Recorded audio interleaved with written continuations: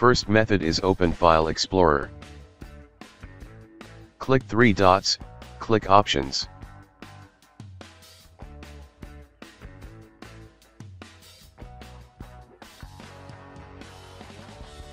Open File Explorer to select this PC.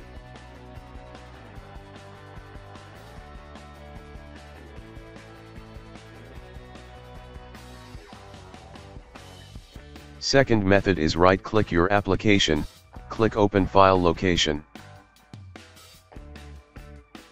Adding any words before the application name.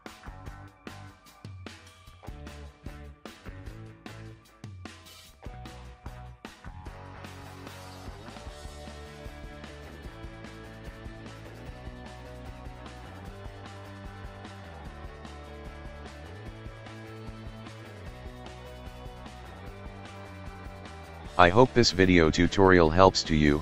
Please like, share and don't forget to subscribe my channel.